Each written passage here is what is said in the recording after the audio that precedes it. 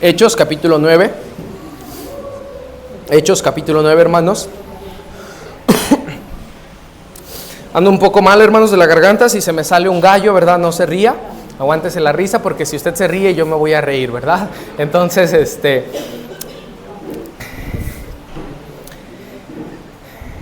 Hechos 9, versículo 15 y 16. Solamente sígame con su vista. Hechos 9, 15 y 16. Dice así: el Señor le dijo: ve, porque instrumento escogido me es este, para llevar mi nombre en presencia de los gentiles y de reyes y de los hijos de Israel. Porque yo le mostraré cuánto le es necesario padecer por mi nombre. Voy a leer, hermanos, el versículo 15. El Señor le dijo: ve, porque instrumento escogido me es este, para llevar mi nombre en presencia de los gentiles y de reyes y de los hijos de Israel. Vamos a orar. Gracias, Señor, por lo bueno que eres. Gracias, Dios, porque tenemos tu palabra, porque tenemos esta iglesia, Señor.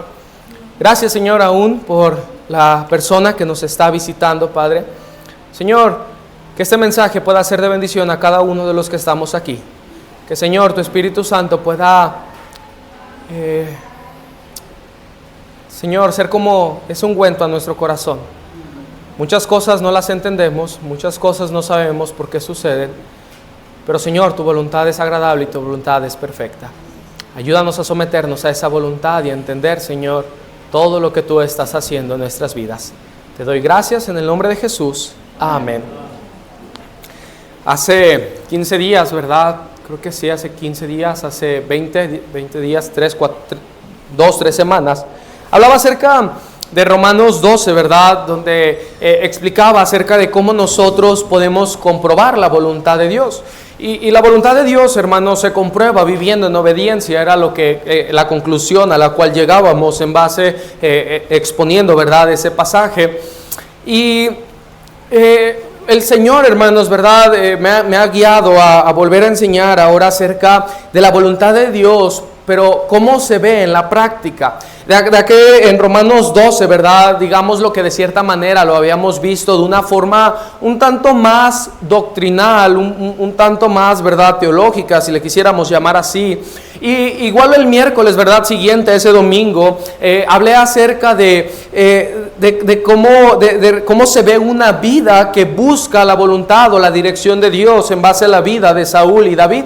Cómo es que David buscaba a Dios y cómo es que Dios, porque David le buscaba, le ayudaba, lo acompañaba, lo socorría cuando Saúl lo estaba persiguiendo. Y cómo es que Saúl, ¿verdad?, por ese celo y por esa envidia cegado, estaba, ¿verdad?, pensando que Dios lo estaba ayudando a querer matar a uno de los suyos. Y en base con todo esto, ¿verdad?, y con toda esta idea, hermanos, el Señor me ha guiado a este mensaje, ¿verdad? Y posteriormente, incluso, ¿verdad?, después de haber estudiado esto, no para predicarlo, hermanos, honestamente, sino porque yo quería hacer un estudio para mi vida propia, ¿verdad? El Señor me guió, hermanos, a que los siguientes 3 domingos, de este domingo que viene, tenemos un predicador invitado, del siguiente en 15 días, hablar acerca, hermano, de los falsos maestros. Y después 2 de las doctrinas, los siguientes 2 domingos, que más han atacado a la iglesia en estos últimos años, que lo son el calvinismo y el judaísmo. Y aquí, ¿verdad?, es algo bien interesante, porque el calvinismo nos lleva, en Romanos 8, 9, que esos son los pasajes que ellos ocupan, no se interpretan de esa forma, sino nos llevan a ver cómo es la soberana voluntad del Señor. Se los explicaré ya más posteriormente, ¿verdad? Pero, hermanos, ahorita quiero hablar acerca de la voluntad de Dios. Pero ¿cómo es que se ve la voluntad de Dios puesta en práctica? Quizás, hermano, hemos escuchado la siguiente frase: si es de Dios, te traerá paz. Pero déjeme decirle, hermano, que aunque se escucha bonito, no es una verdad. Muchas veces la voluntad de Dios no trae una paz externa, incluso ni interna en nosotros mismos. Cumplir la voluntad de Dios no nos da la seguridad de una estabilidad, sí nos da la seguridad de que Él está con nosotros. Pero la voluntad de Dios, hermano, no garantiza un camino tranquilo, pero sí garantiza un destino seguro. Su voluntad no es como nuestra voluntad y sus planes no son como mis planes. Un pasaje de la Biblia dice que sus pensamientos no son como nuestros pensamientos. Y aunque muchas veces su voluntad no me gusta, hermano, es mucho mejor que mi voluntad. A veces, ¿verdad?, malinterpretamos el versículo de Romanos, que la voluntad de Dios es agradable y perfecta. Entonces, por lo tanto, si yo estoy en su voluntad, eso significa que sea lo que sea, me va a ir bien y todas las cosas en mi vida se van a acomodar. Pero la realidad es que no es así. Porque mira, hermano, si todo hubiera estado bien en tu vida, probablemente tú nunca te hubieras acercado al Señor. Es una realidad. Entonces el Señor mismo pone ciertas cosas que no nos agradan para acercarnos más a Él. Y aunque no nos agradan, y aunque pareciera que no son parte de un Dios amoroso, de un Dios misericordioso, de un Dios que bendice ese tipo de sucesos, sigue estando dentro de su voluntad. Mira, hermano, en este pasaje vemos la conversión de Saulo, que posteriormente se hace llamar Pablo. Lo que Dios quería de Pablo, hermano, está en esos versículos que leíamos iniciando la predicación, ¿verdad? Pablo, camino a Damasco, viene esa luz que lo ciega y el Señor le da instrucciones de qué es lo que debe de hacer. Y le dice el Señor ahora a uno de sus hijos llamado Ananías. Imagínate, hermano, en el cielo Ananías, ¿verdad? El que ganó al apóstol Pablo. No hizo lo que el apóstol Pablo hizo, pero va a obtener crédito por lo que el apóstol Pablo hizo, ¿verdad? Nada más siempre me impresiona eso.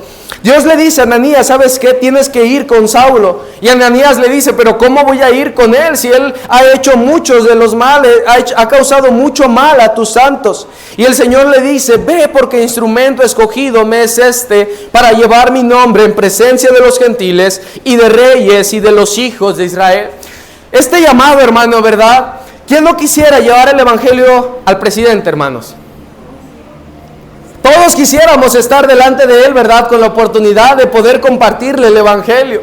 Todos quisiéramos, hermano, cumplir y tener un ministerio como el que Pablo tuvo, ¿verdad? Un ministerio, hermano, lleno de victorias, un ministerio lleno de fruto, un ministerio lleno de resultados, un ministerio, hermano, que se veía marcado porque el Señor lo estaba usando. Pero el cómo sucedió, cómo Pablo le predicó a los reyes, hermano, no es algo que muchos estuviéramos dispuestos a pagar.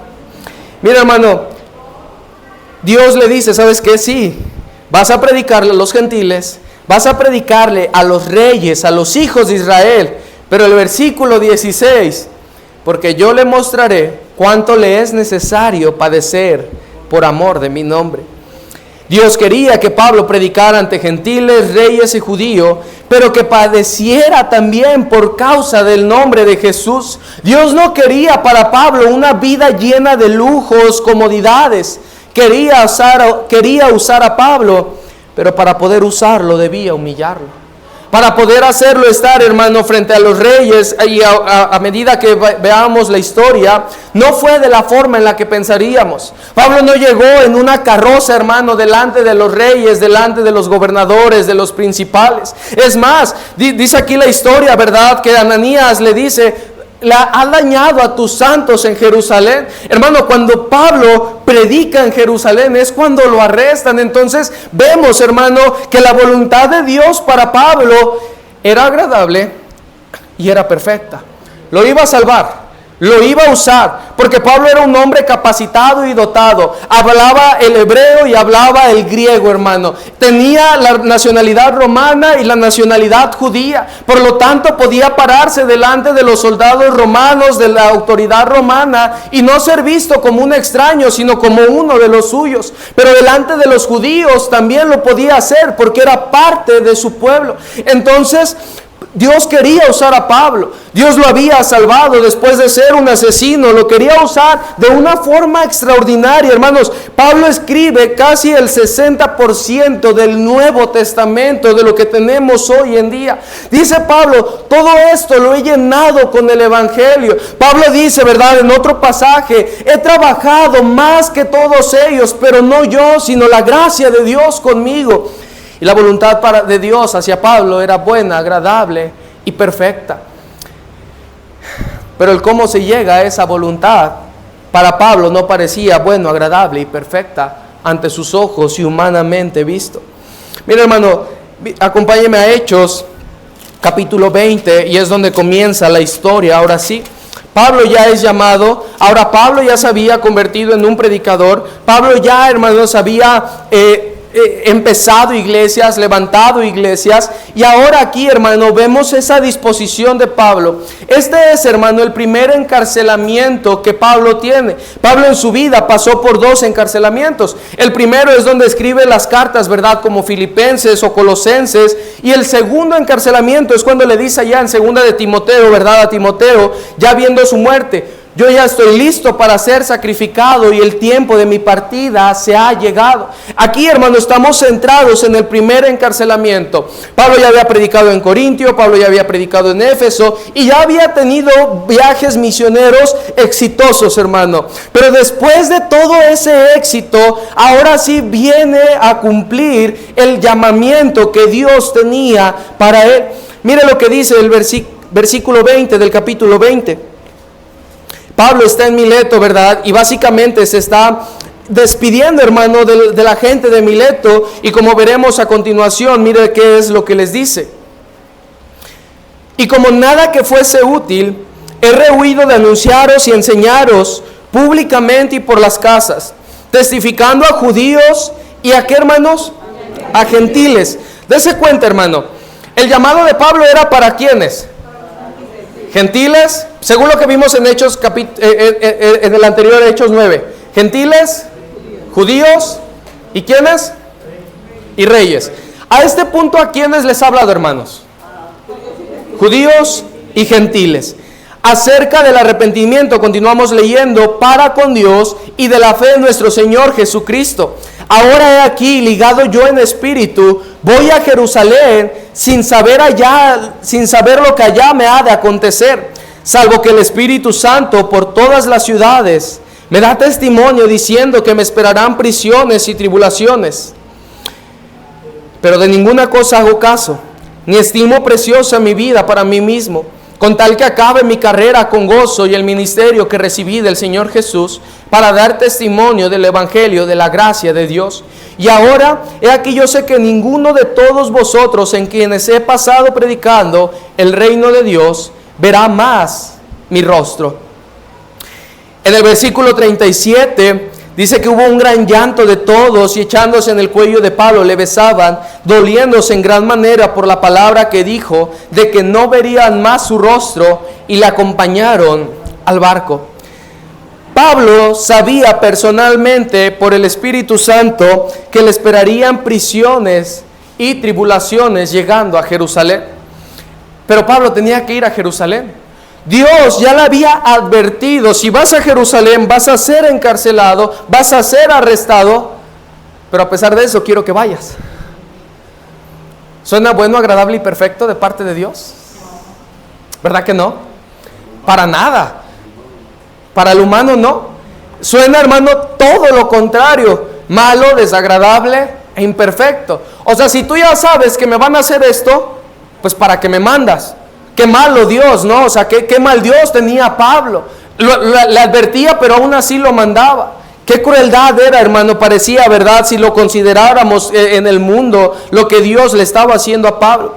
Los apóstoles, hermano, daban testimonio también a Pablo de lo que le iba a pasar. Mira lo que dice el capítulo 21, versículo 4 al 6. Y hallados los discípulos, nos quedamos allí 7 días, y ellos decían a Pablo por el Espíritu que no subiese a Jerusalén. Cumplidos aquellos días, salimos acompañados todos con sus mujeres e hijos hasta fuera de la ciudad.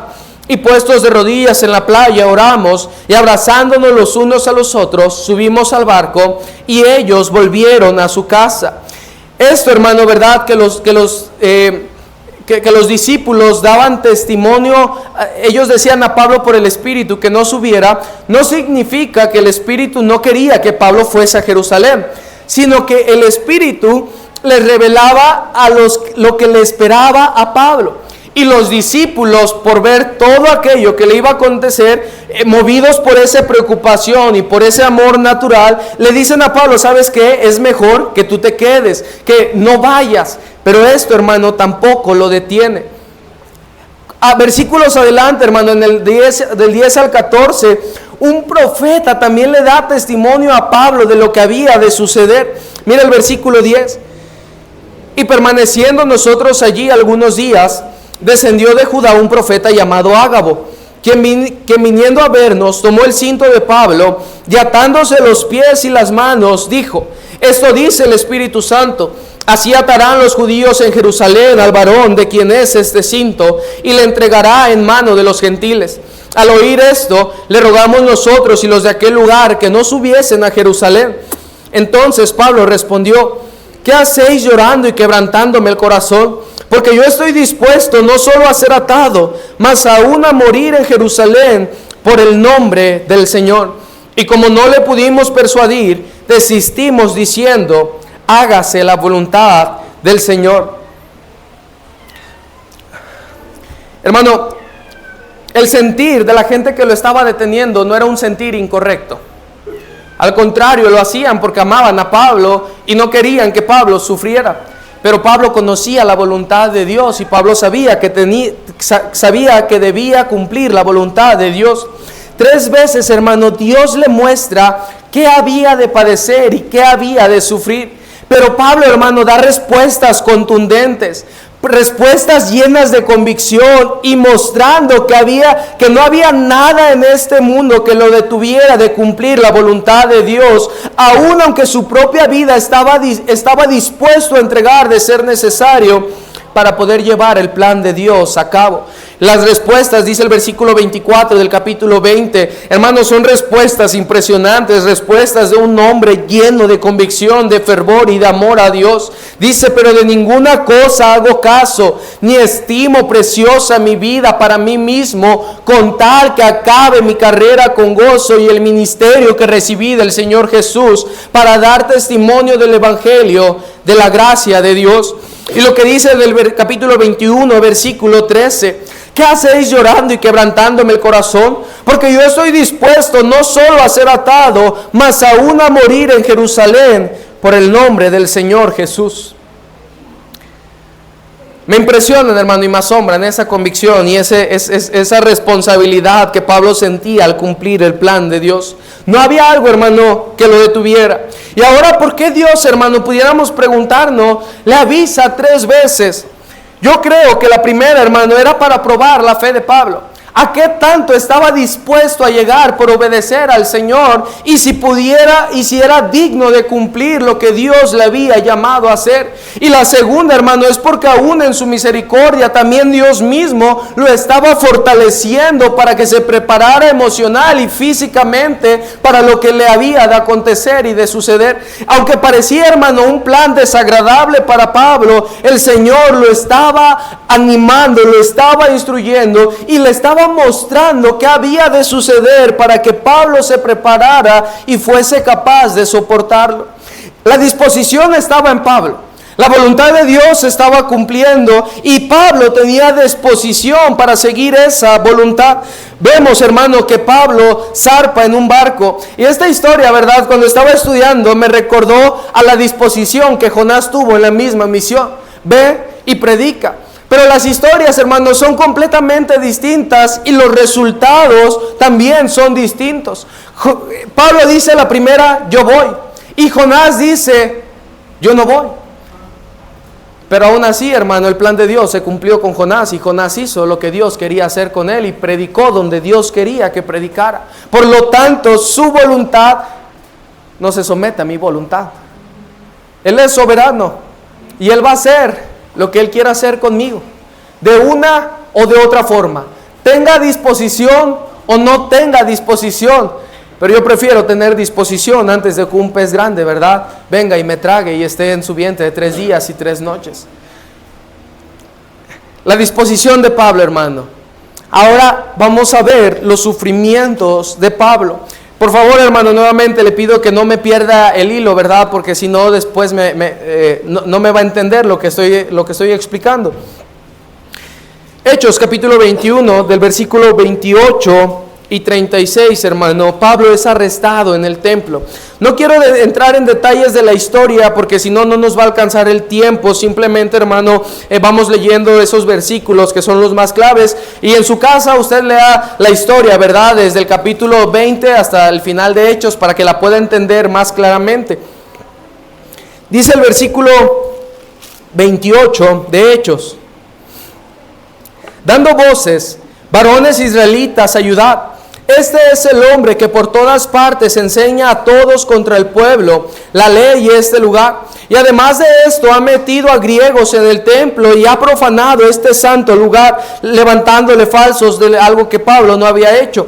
Porque antes habían visto con él en la ciudad a Trófimo de Éfeso, a quien pensaban que Pablo había metido en el templo. Así que toda la ciudad se conmovió y se agolpó el pueblo, y apoderándose de Pablo le arrastraron fuera del templo e inmediatamente cerraron las puertas. Y procurando ellos matarle, se le avisó al tribuno de la compañía que toda la ciudad de Jerusalén estaba alborotada. Tomando luego soldados y centuriones, corrió a ellos, y cuando ellos vieron al tribuno y a los soldados, dejaron de golpear a Pablo. Entonces, llegando el tribuno, le reprendió y le mandó atar con 2 cadenas. Pero entre la multitud, unos gritaban una cosa y otros otra. Y como no podían entender nada de cierto a causa del alboroto, les mandó llevar a la fortaleza. Al llegar a las gradas, aconteció que era llevado en peso por los soldados a causa de la violencia de la multitud, porque la muchedumbre del pueblo venía detrás gritando: muera. La escena era la siguiente, hermanos. Vamos a imaginar que este era el templo. Y que yo digo, hermanos, que Jesús no es Dios y que la salvación se pierde. Eso les molestaría, ¿verdad? Pero no creo que al punto de querer matarme. Espero, ¿verdad? Imagínense que yo digo eso, hermano, y que usted se para bien enojado, bien bravo. Aquí dice que todo el pueblo de Jerusalén estaba alborotado. Imagínense eso, hermanos, toda una ciudad en contra de Pablo, y que le golpeaban porque querían matarle. Ustedes imagínense, hermano, cuando usted quiere pegarle a alguien, ¿verdad?, con la intención de matarlo, ¿le va a pegar así? Imagínense una multitud, hermano, golpeando a Pablo. Y no se lo quitaron hasta que la autoridad llegó. Ahora, usted pudiera decir: ay, pues ¿cuánto habrá sido? Mira, hermano, con 1 minuto, y ni siquiera con una multitud, con 5 personas que te estén dando patadas y golpes, tendría suficiente. Ahora, mira, hermano, vamos a hacer el siguiente experimento. Vamos a golpear a alguien, y alguien de ustedes va a llamar a la policía, para ver más o menos cuánto tiempo fue el que tardó, ¿verdad? Nadie se animaría, ¿verdad, hermanos?, a hacer el maniquí de prueba, ¿verdad? Ninguno de nosotros. Si, se los dije, imagínense, 5 hombres, usted tirado en el piso, que le están dando patadas, hermano. Ese minuto se convierte en una eternidad, ¿verdad? Ahora imagínense el tiempo que Pablo estuvo, hermano, siendo azotado por hombres que querían literalmente molerlo a golpes y matarlo, despedazarlo. ¿Cómo quedó Pablo después de esos trancazos? Híjoles. Nuevamente, hermanos, ahora el plan de Dios ya se ve menos agradable, menos bueno y menos perfecto que nunca. Es muy difícil, hermano, imaginarlo a futuro. Sí, me va a pasar, pero ¿cuántos años faltan, verdad? ¿O cuánto tiempo falta? Yo lo decía con la boda, ¿verdad? Falta 1 año, faltan 8 meses y ya faltan 2 meses. Ahora ya Pablo, hermano, estaba literalmente cumpliendo la voluntad de Dios. Y no era buena, no era agradable y no era perfecta ante los ojos de Pablo ni de ningún hombre. Pero continuamos leyendo, hermano. El pueblo quería su muerte, gritando: muera, muera, muera. Mire lo que dice el capítulo 23, versículo 10, Pablo ya se defiende, hermano, ante el pueblo judío. Y lo que hace Pablo, hermano, ¿verdad? En el capítulo 22 solamente, ¿verdad? Como paréntesis, es predicarles el evangelio. Él dice lo que le pasó, él dice lo que le aconteció, y él dice lo que el pueblo judío también necesitaba para ser salvado. Hermano, todo el pueblo judío lo habían golpeado y Pablo les predicó. ¿Qué otra oportunidad, hermano, había de reunir a toda la ciudad de Jerusalén para poder predicarles el evangelio? Ninguna otra. Tuvo que ser golpeado para poder predicarles el evangelio a cada uno de los judíos. Mira lo que dice el capítulo 23, versículo número 10. Y habiendo grande disensión del tribuno, teniendo temor de que Pablo fuese, mira esa palabra, despedazado por ellos, mandó que bajasen soldados y le arrebatasen de en medio de ellos y le llevasen a la fortaleza.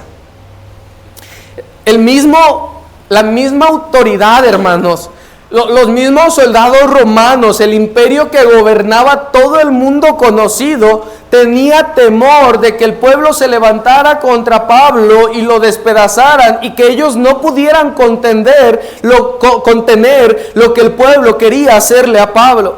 Pero aún en medio del sufrimiento, hermano, Jesús alienta a Pablo. Dice el versículo 11 de ese mismo capítulo: a la noche siguiente se le presentó el Señor y le dijo: ten ánimo, Pablo, pues como has testificado de mí en Jerusalén, así es necesario que testifiques también en Roma. Dios alienta a Pablo a mantenerse firme en su propósito, porque aún él lo quería usar para la gloria de Dios. Aún en su sufrimiento, hermano, si Dios nos pide cumplir su voluntad, no importa qué difícil parezca, Él siempre dará los medios, Él siempre dará la fuerza y Él siempre dará la voluntad para lograrlo. Y Él mismo nos animará y guiará para permanecer firmes en lo que Él nos ha llamado. Sí, hermano, a veces cumplir la voluntad de Dios se ve complicada, se ve difícil y se ve oscuro. Pero si Él nos ha mandado, Él nos dará las herramientas para poder lograrlo y para poder cumplirlo. Y su presencia nos llenará de gozo y nos alentará a hacer lo que Él nos ha mandado a realizar. Ahora, después de esto, hermano, Pablo es enviado a Félix a causa de que los judíos lo querían matar. Félix, por decirlo así, hermanos, era como el presidente, ¿verdad?, de cierto territorio, porque Pablo fue con el presidente, después, por decirlo así, con el gobernador, y después, ¿verdad?, posteriormente se presenta con el rey de la nación. Pablo, hermano, es llevado con Félix. Pero mire Hechos 24, versículo 26 al 27, lo que nos dice.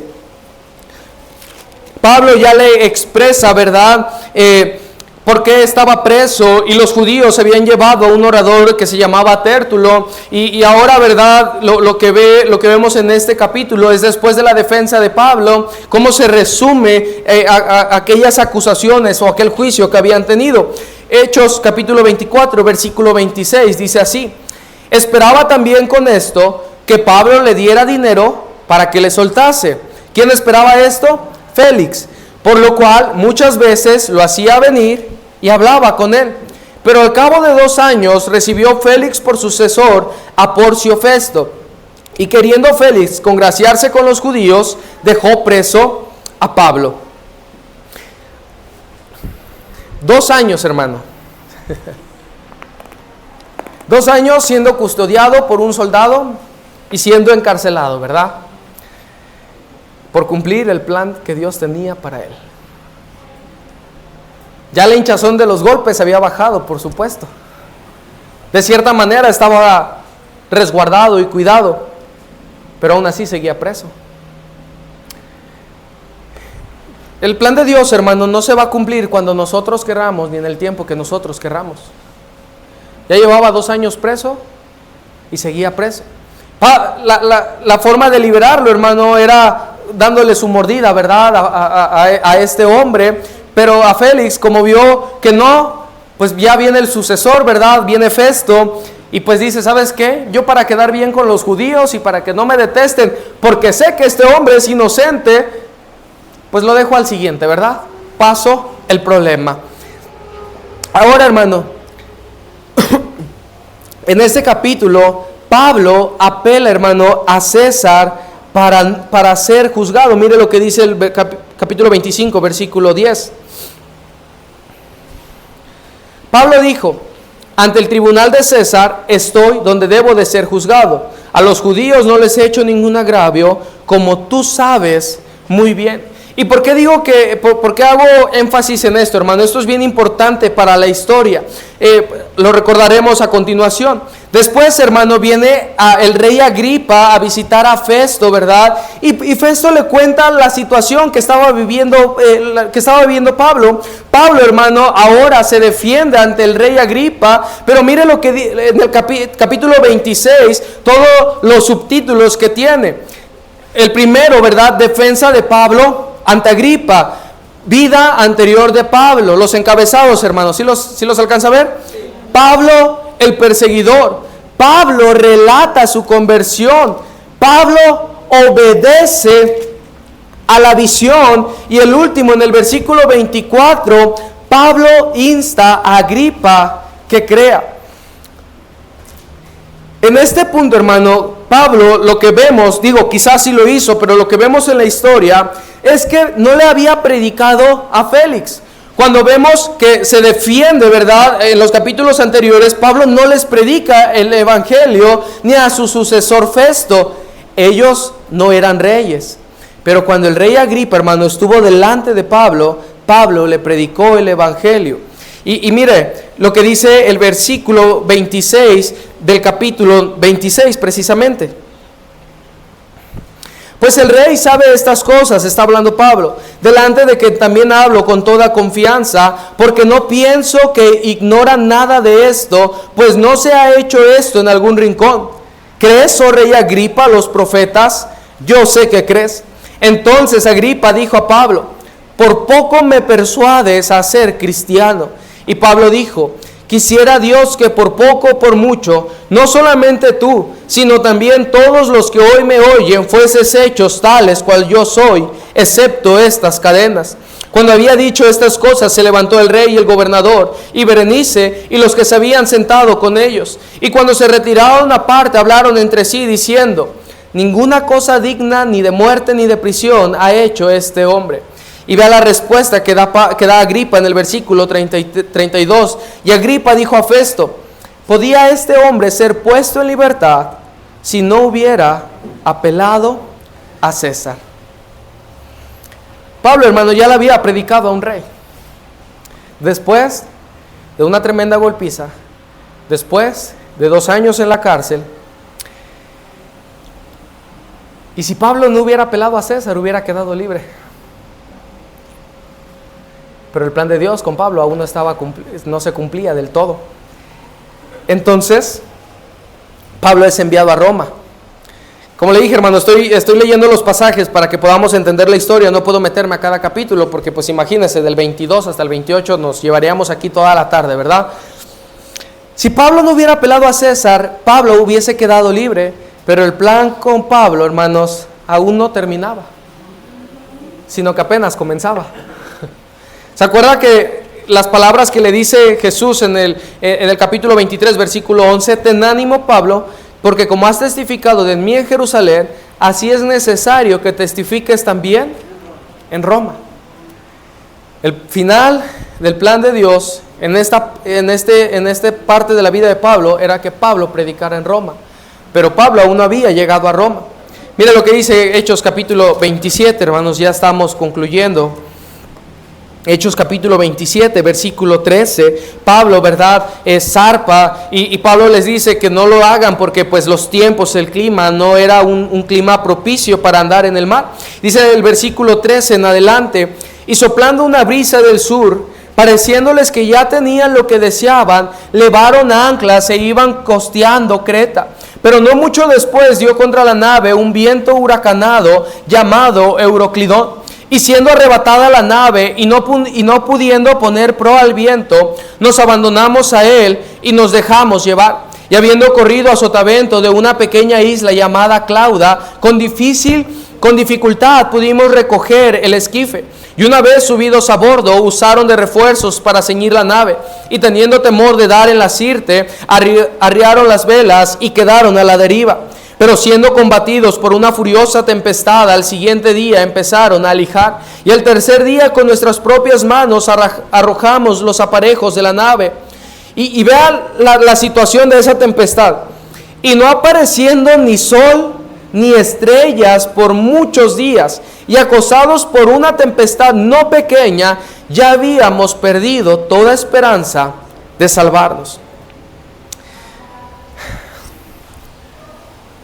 Golpeado, encarcelado, y ahora con una tempestad donde Pablo dice, sinceramente, ya habíamos perdido toda esperanza de salvarnos.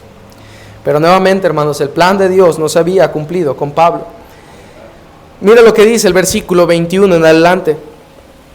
Entonces Pablo, como hacía ya mucho que no comíamos, puestos en pie en medio de ellos, dijo: habría sido por cierto conveniente, oh varones, haberme oído y no zarpar de Creta, tan solo para recibir este perjuicio y pérdida. Pero ahora os exhorto a tener buen ánimo, pues no habrá ninguna pérdida de vida entre vosotros, sino solamente de la nave. Porque esta noche ha estado conmigo el ángel de Dios, o sea Jesús, de quien soy y a quien sirvo, diciendo: Pablo, no temas, es necesario que comparezcas ante César, y aquí Dios te ha concedido todos los que navegan contigo. Por tanto, varones, tened buen ánimo, porque yo confío en Dios que será así como se me ha dicho. Nuevamente el Señor alienta a Pablo a seguir y dándole seguridad y confianza de que todos los que iban con él en el barco iban a vivir. Pablo, hermano, puede animar a otros, pero yo animo a otros, hermano, muchas veces cuando yo estoy animado. Yo animo a otros cuando todo en mi vida está bien. Pero ¿qué estaba bien en la vida de Pablo, hermanos? Nada. Pero el ánimo que el Señor le estaba dando, la fortaleza que Dios le daba, lo hacía poder animar a todos los demás hombres que iban con él. Pablo, hermano, seguía confiando aún en el plan de Dios y les dice: yo confío en Dios que será así a pesar de la tempestad. Pablo, hermano, sí, ya se había sentido derrotado, parte de su naturaleza débil, humana, parecía que ya no podía más y se había dado también él por vencido. Pero el Señor lo seguía animando a que la obra que él quería hacer con Pablo no había acabado. En el capítulo, hermano, 28, versículo del 1 al 10, después de todos aquellos sucesos, después de aquel huracán, de aquella lluvia, de aquella tempestad, como era de suponerse, el barco naufraga en una isla llamada Malta. Hechos 28, del 1 al 10, mire lo que dice esta historia. Estando ya a salvo, supimos que la isla se llamaba Malta, y los naturales nos trataron con no poca humanidad, porque encendieron un fuego, nos recibieron a todos a causa de la lluvia que caía y del frío. Entonces, habiendo recogido Pablo algunas ramas secas, las echó al fuego, y una víbora huyendo del calor se le prendió de la mano. ¿Qué más le faltaba a Pablo, hermanos? Que le cayera un rayo, ¿verdad? ¿Qué más? Ya una víbora, hermano, lo había picado. Pero la historia continúa y es sorprendente, hermano, cómo Dios lo estaba cuidando. Dice el versículo 4: cuando los naturales vieron la víbora colgando de su mano, se decían unos a otros: ciertamente este hombre es homicida, a quien, escapado del mar, la justicia no deja vivir. Porque Pablo, hermano, iba en un barco con personas que habían sido, ¿verdad?, que eran presos realmente.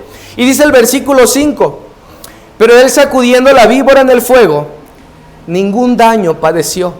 Ellos estaban esperando que él se hinchase o cayese muerto de repente, mas habiendo esperado mucho y viendo que ningún mal le venía, cambiaron de parecer y dijeron que era un dios. En aquellos lugares había propiedades del hombre principal de la isla, llamado Publio, quien los recibió y hospedó solícitamente 3 días. Y aconteció que el padre de Publio estaba en cama, enfermo de fiebre y de disentería. Y entró Pablo a verle, y después de haber orado, le impuso las manos y le sanó. Hecho esto, también los otros que en la isla tenían enfermedades, venían y eran sanados, los cuales también nos honraron con muchas atenciones, y cuando zarpamos nos cargaron de las cosas necesarias. Sana al hombre principal de esa isla. Y todos, hermanos, al padre del hombre principal de la isla, y todos los que en esa isla tenían enfermedades también eran sanados. Posteriormente, ¿verdad? Ellos parten a Roma y miren nada más del versículo 17, versículo 22 al 24, hermanos, de Hechos 28, 22 al 24, Pablo ya se encuentra en Roma y mira lo que sucede. El plan de Dios hacia Pablo se estaba cumpliendo. Pero querríamos oír de ti lo que piensas, porque de esta secta nos es notorio que en todas partes se habla contra ella. Y habiéndole señalado un día, vinieron a él muchos a la posada, a los cuales les declaraba y les testificaba el reino de Dios desde la mañana hasta la tarde, persuadiéndoles acerca de Jesús, tanto por la ley de Moisés como por los profetas. Y algunos asentían a lo que se decía, pero otros no creían. Mira lo que dice el versículo 28 de ese mismo capítulo. Sabed pues que a los gentiles es enviada esta salvación de Dios, y ellos oirán. Y cuando hubo dicho esto, los judíos se fueron teniendo gran discusión entre sí. Y vea lo que dice el versículo 30. Y Pablo permaneció 2 años enteros en una casa alquilada, y recibía a todos los que a él venían, predicando el reino de Dios y enseñando acerca del Señor Jesucristo, abiertamente y sin impedimento.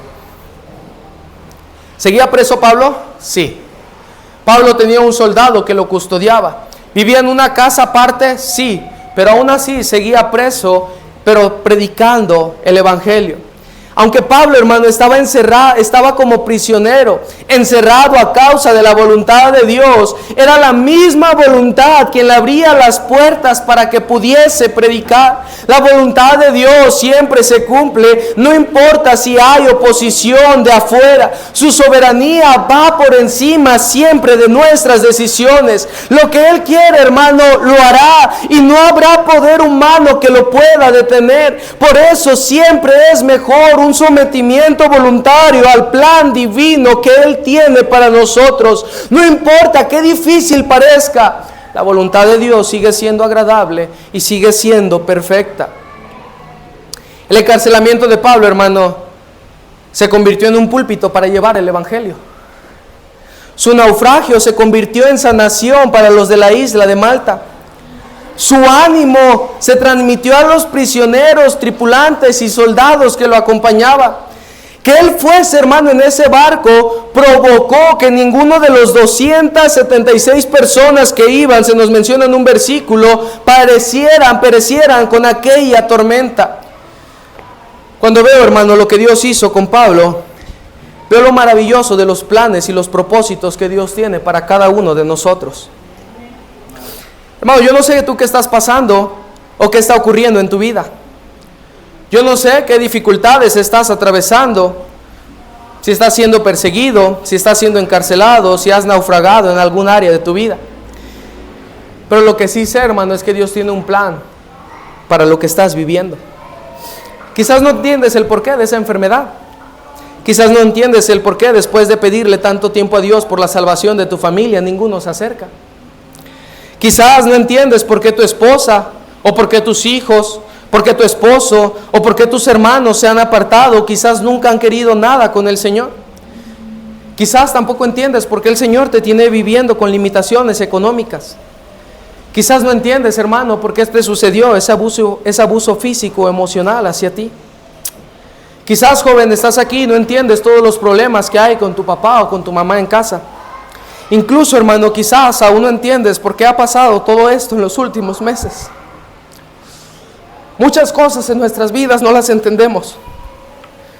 Pero hay algo, hermano, hay algo que podemos entender. Él es soberano, Él es sabio, y Él sabe todo lo que hace. Y no hay algo que suceda en este mundo que Él no lo use para su plan con cada uno de nosotros. Quizás sé lo que está haciendo con nuestras vidas, hermano, no lo estamos comprendiendo.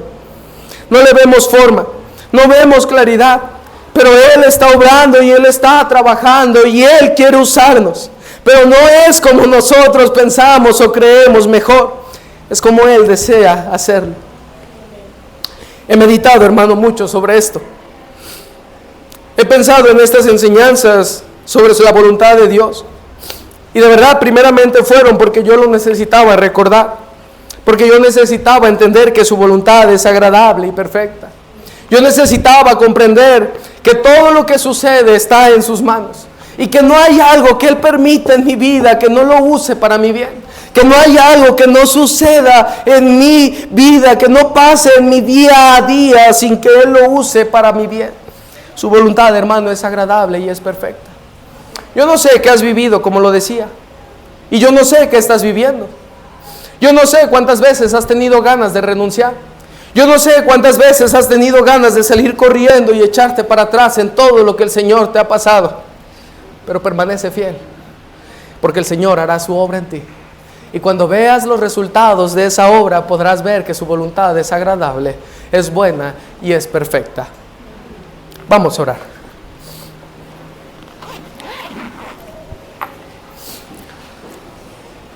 Gracias, Señor, por tu palabra.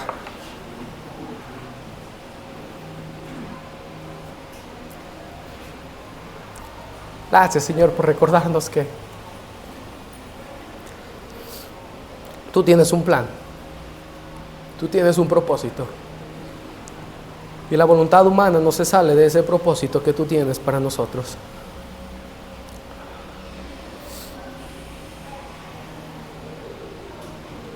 Perdónanos, Señor, por dudar tantas veces de lo que tú quieres hacer en nuestras vidas. Por cuestionarte o por dudar, Señor, de lo que tú estás obrando.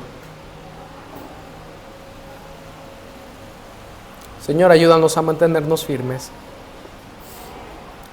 Ayúdanos, Señor, a querer cumplir tu propósito.